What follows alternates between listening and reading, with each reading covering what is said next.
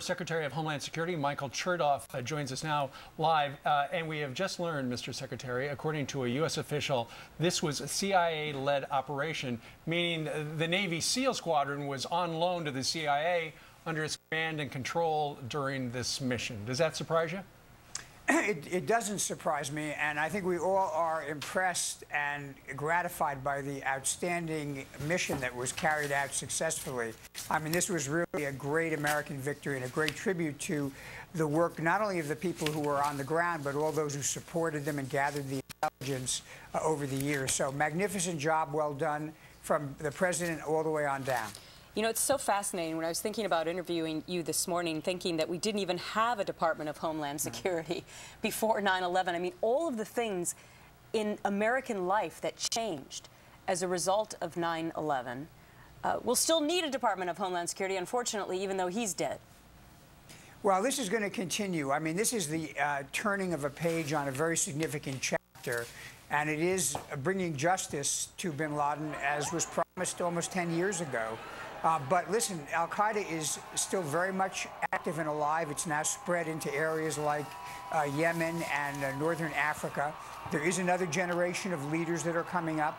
And so we can't drop our guard. In fact, I think we need to be careful in the short and medium term to look for some kind of retaliation. Now, I understand that there's some thought and some worry that been a trigger for al-Qaeda to react and a go sign. When you were running things at Homeland Security, were you under that impression? Well, I think we always were concerned and focused on the fact that any kind of success of this magnitude could potentially trigger a reaction. Now, it doesn't mean that they're going to be in a position to attack the United States in the next day or two, but it does mean that both spontaneous retaliation and longer-term planning is something we have to be concerned about.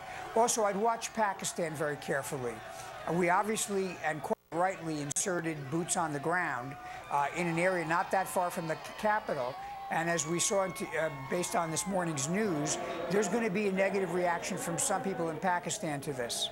Absolutely. And now with the news that there was an explosion at a mosque, killed a woman and a number of children, not surprising. Now, regarding security here in the homeland, sir, you know, I remember closer to September 11th, 2001, we were, you know, waiting for the other shoe to drop. But because so much of al-Qaeda is now decentralized, what's the worry here? What is the main worry in your mind? I think two things to be concerned about. First of all, as we've seen in the last couple of years, a lot of the operational direction involving attacks on the U.S. and the West has come from Yemen. And Anwar al-Awlaki and his cohorts are obviously still very much out there as far as we know. So they can continue to move forward on their planning with respect to attacks against Americans. The second concern is the possibility of a spontaneous reaction by somebody who's inspired to try to react to the good news that we had today. A lone wolf, or somebody who's been perhaps in contact over the internet and who may on their own decide they want to take some kind of retaliatory action. Sorry, how important is it that Osama bin Laden is dead and not captured, where we would then have a big discussion on the heels of what happened with Khalid Sheikh Mohammed? I mean, you used to be the Attorney General as well, so how important is it that he's dead and gone?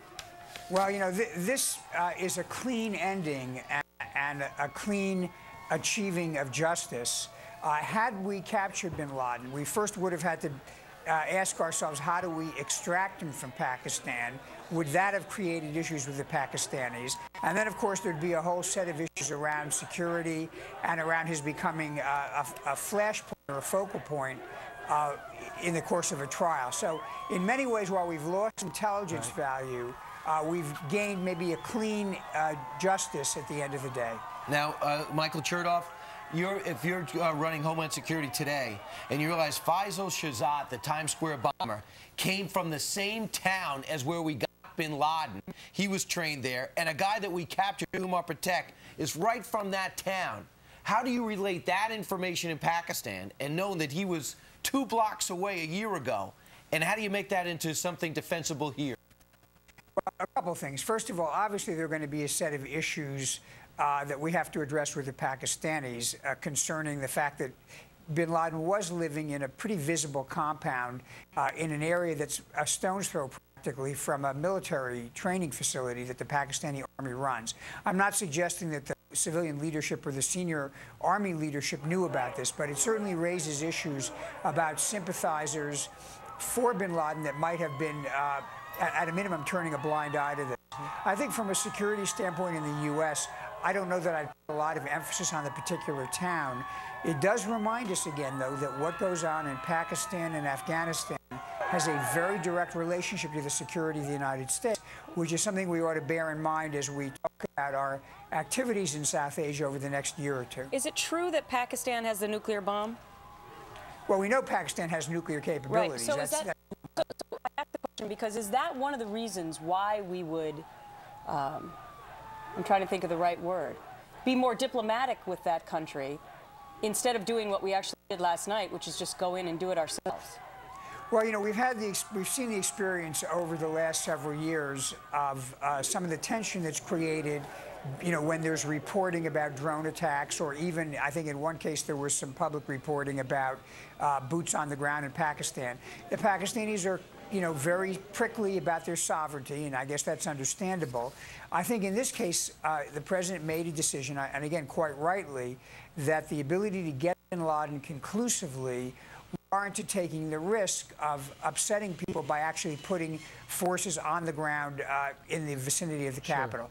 But that's obviously been a, you know, we've had a very kind of touch-and-go relationship with the Pakistanis where we need their help, but sometimes we get a certain amount of pushback. All right. Michael Chertoff, former Secretary of Homeland Security. Thank you, sir, for joining us live.